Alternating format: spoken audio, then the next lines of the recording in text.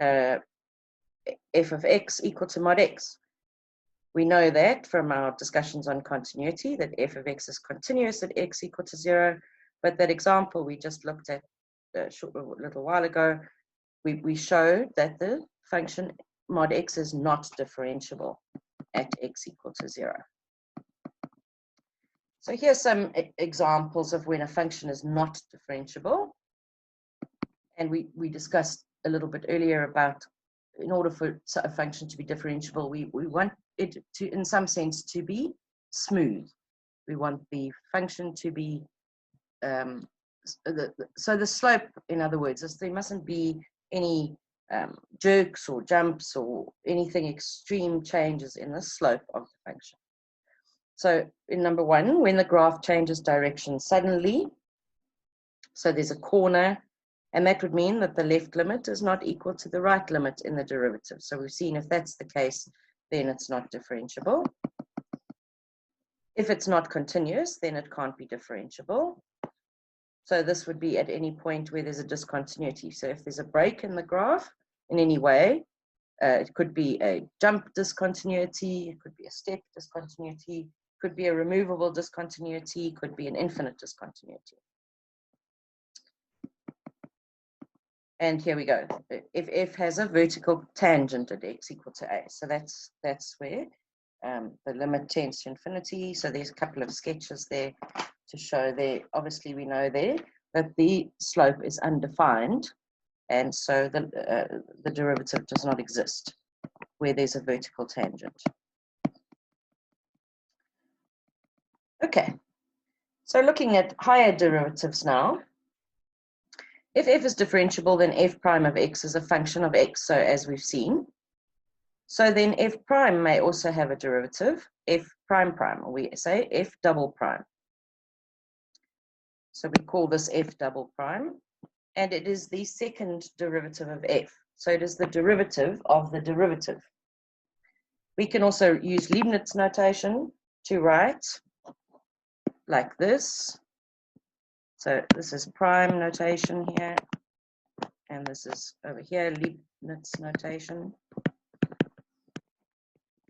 And we read this as d2y by dx squared.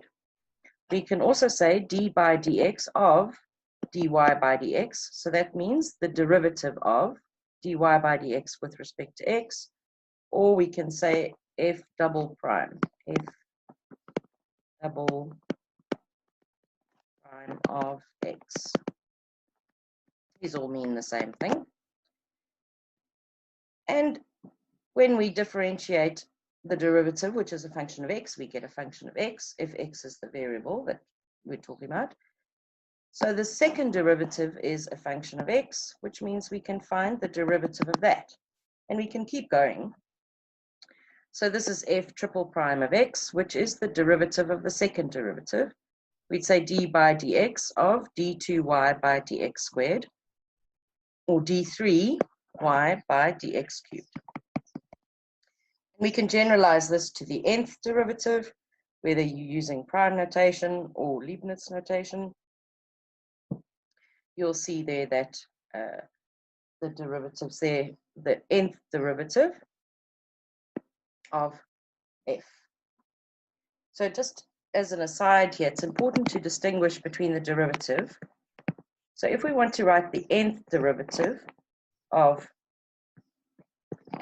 f, we write it, and we put the little superscript here, the n, in brackets. So for example, if we wanted to write the fourth derivative, and we use, after 3, we use Roman numerals, so for the fourth derivative with respect to x. So distinguish between the nth derivative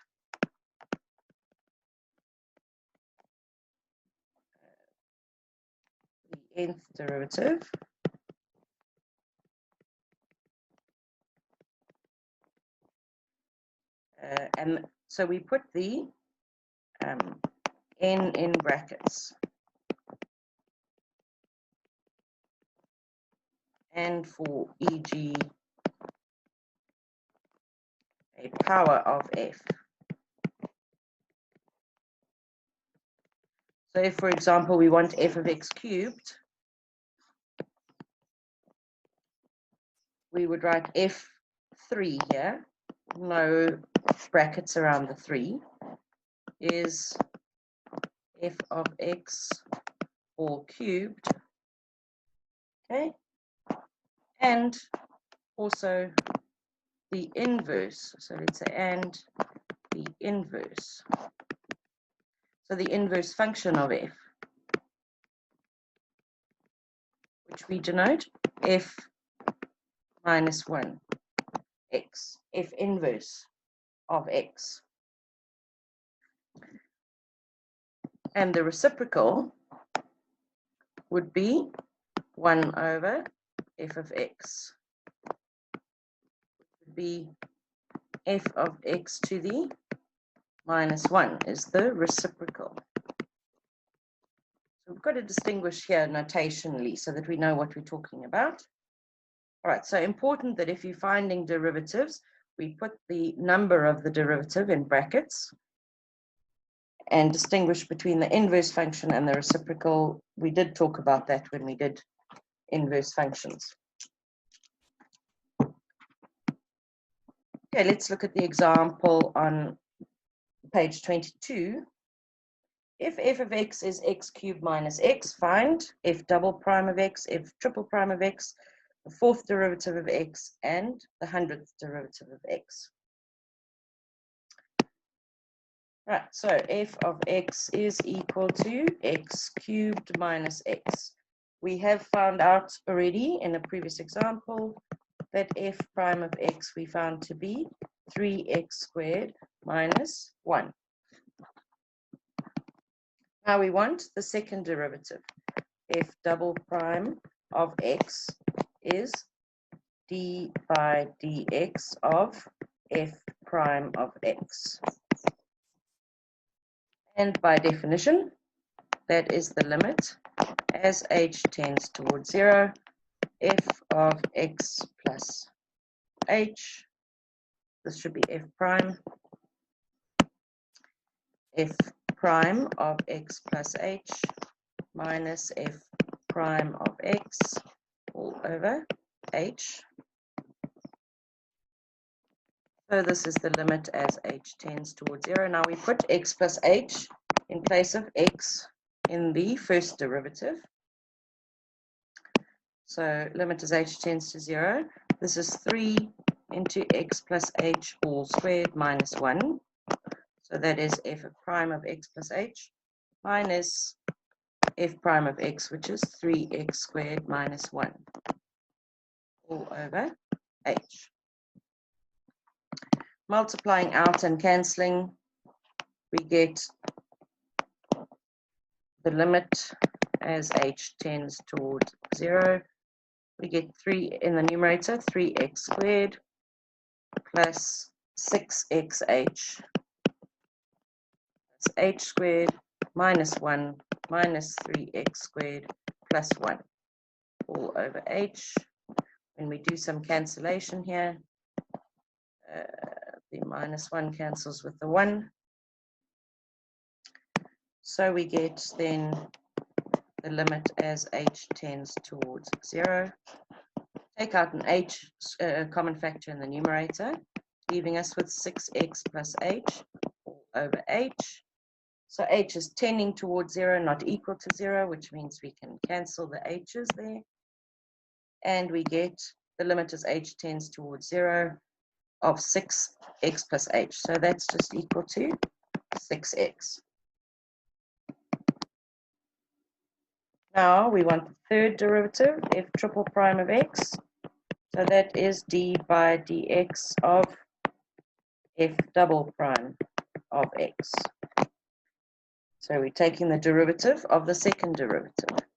Now, according to the definition, limit as h tends towards 0, f double prime of x plus h minus f double prime of x all over h.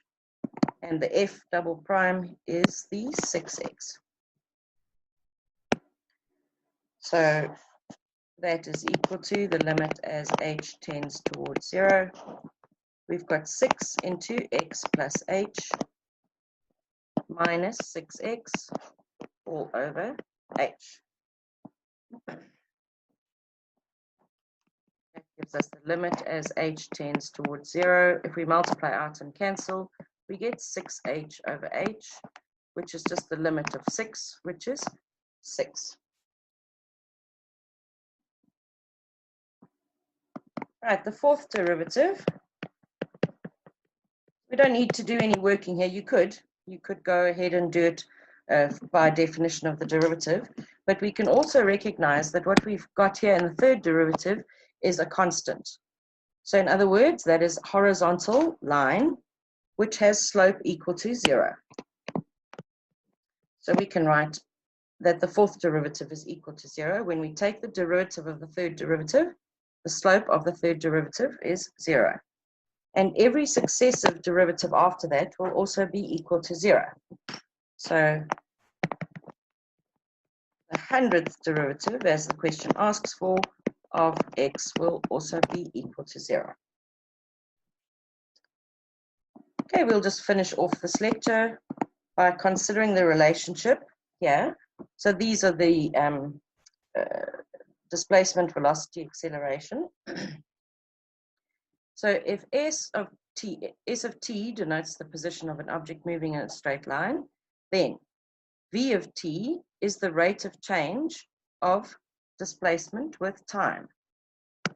So v of t, if we write it as a rate of change, is ds by dt. Rate of change of the displacement with time is the velocity, also written as s prime of t. The acceleration is the rate of change of the velocity with time.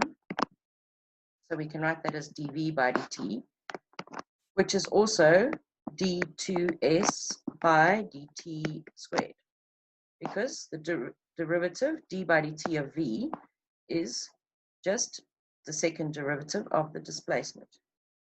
And then maybe a new term that you haven't heard of before, the jerk is the rate of change of the acceleration.